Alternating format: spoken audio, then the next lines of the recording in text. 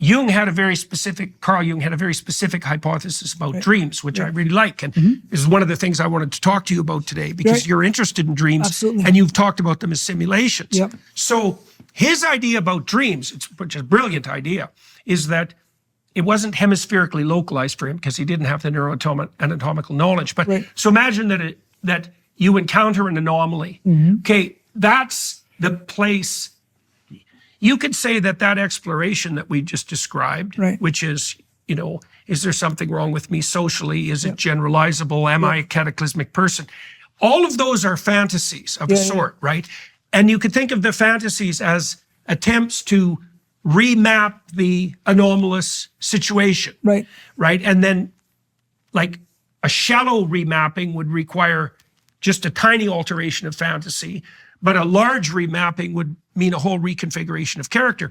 Jung's idea was that the dream was a place of exploration for the remapping of anomaly, and that it could be undertaken safely because you could explore different perceptual configurations in the safety of dreams without exposing yourself to any danger. So you could imagine that, so the right hemisphere detects anomaly, and it begins this exploration process, but it's using the landscape of fantasy, which would be simulation, to start to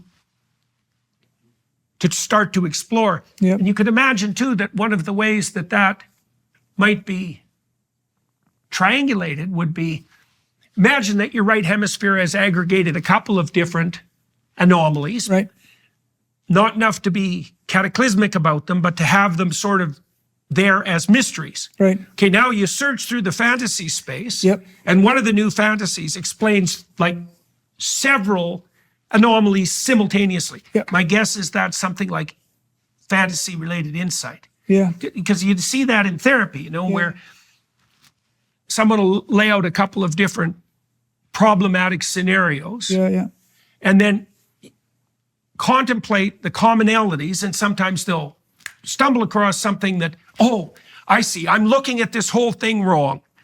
It's a restructuring of the theory, and then those three anomalies are all accounted for. And that's going to give you a sense of conviction, right? Because now you have a theory that accounts for the new information. And the dream is part of that process. It's the birthplace of that renovelization of conception. No, that's interesting. So I think definitely in terms of using the right hemisphere in dreams, there's got to be something there. So I'm not sure how much this has been explored in terms of the right hemisphere only. But there's definitely, because dreams is so much about emotional updating and emotional creating a sense of making sense of an emotional landscape, right? So in dreams, for example, it's heavily populated by people, right? So REM dreams, for example. So each night you cycle through different stages of sleep, stage 1, 2, 3, and then you have deep sleep, and then you have REM sleep, rapid eye movement sleep, where your eyes go from side to side. During this stage of sleep, you're paralyzed from head to toe. So you have structures in the brain called the pons and the medulla in the lower part of the brain that paralyzes your entire body, so you won't act out your dreams and hurt yourself, right? So I want to lay the foundation before I get to your point, right? And that sets up the stage for exploration without risk. Right. So now you can engage in this laboratory, of testing, a testing space without any fatal consequences, right? You can do whatever you want, and you don't hurt your sleeping partner or yourself. So you have that paralysis, first of all. You're in a physiological straitjacket, so to speak, right? So and you can explore deeply enough so that you can actually reshape not just your conceptions, but your perceptions. And that idea accounts for some of the bizarreness of dreams. If you're exploring at the level of perception, it's going to seem bizarre, obviously. So I just want to sort of go through this. So first of all, you're paralyzed in REM sleep, right, from head to toe. You can't move. Your eyelids can move because of a different circuit, by the way. I just want to add that. So there's this different circuit for the eyelids. Now, interestingly, the emotional part of the brain, the limbic centers tucked behind your ears, become hyperactive. So you have that. Your prefrontal lobes, and the CEO of the brain, becomes less active for some reason. So that part of the brain dials down, right? Motor regions. Restriction of inhibition? Restriction of inhibition, and so everything in the world becomes less focused, right? Yeah. So you can less constrained. Less constrained, Yeah. right? So you don't think in a logical, straightforward ABC like manner, right? So if I wake somebody up from REM sleep and say, well, the word, and tell him the word sun, he will think of chair instead of moon, right? So he doesn't think in a logical serial manner. He will think in an unrelated manner. In fact, he will be more likely to say sun and chair versus when somebody's awake and I ask him, well, what do you think of now when I say sun? They might say moon. So they are more likely to relate unrelated words. So they think in a... Which is what you'd expect if it was an exploratory process. Exploratory process, right? So the prefrontal lobes turn down, right? The emotional part of the brain dial up, right? So you have that. You're paralyzed from head to toe. Now, this is a perfect cocktail for strange things. Not only that, but also the chemicals in your brain that have to do with logical and linear thinking, noradrenaline. You have adrenaline in your body when you're anxious or you're excited. You have adrenaline. You have noradrenaline in the brain, but also in the body. But noradrenaline is a cousin chemical of adrenaline. Now, this chemical, it turns out there's a structure in the brainstem called the locus coeruleus.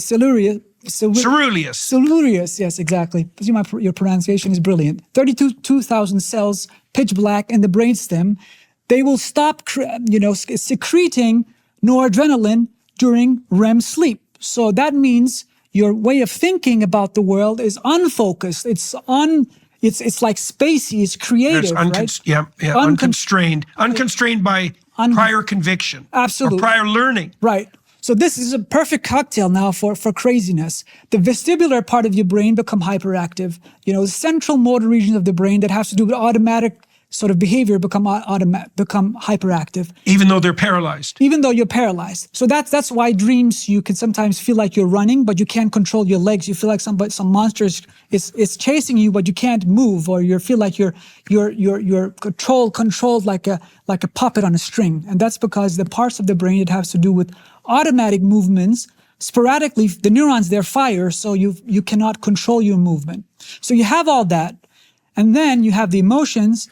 And it seems like then it's just perfect for what you're saying then, that the right hemisphere type of thinking of exploration and emotion is just it's hyperactive. Right. So it's a safe place for simulation, for exploratory simulation that can be so extreme that it can verge on the bizarre. Yeah. But why not? Why not explore the outer limits under safe conditions? Well, absolutely.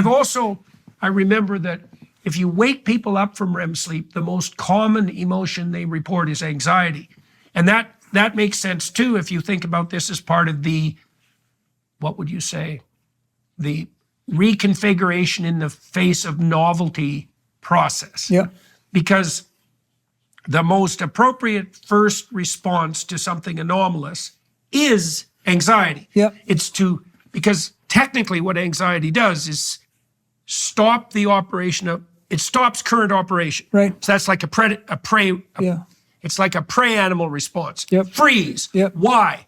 Because what you're doing has either not worked or exposed you to danger. So now you're not where you thought you were, and what you're doing isn't doing what you thought it was. Yes. Okay, now what? Right. Stop. Yeah.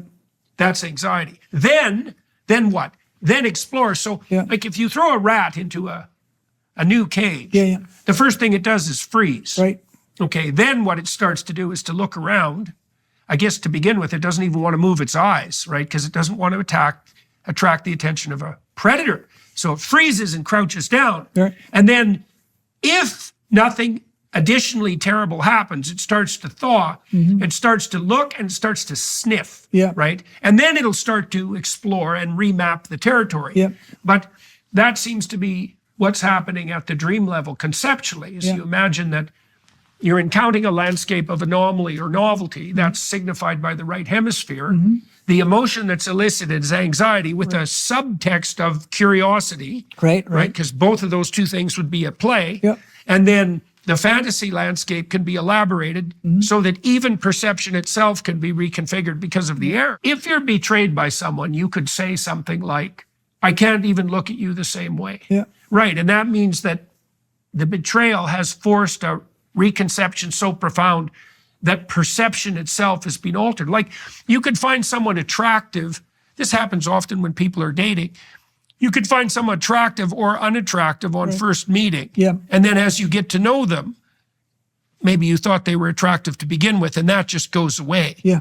Or you felt that they weren't that attractive to begin with, but as you get to know their character, let's say, then the perception itself shifts. It's not merely the theory of mind or the conception you have of them, right? You literally look at them differently. Maybe it's because, in part, you actually see, I don't know, if you reconfigure what would be the patterns of interaction in their face. Right. You know, like someone graceful, for example, you're obviously perceiving something like a gestalt, and there's something charming and beautiful about that. My guess is if you see a person of high character across time, you can see their integration, and that would make them, that would allow you to perceive their attractiveness in a way that you might not have been able to do superficially.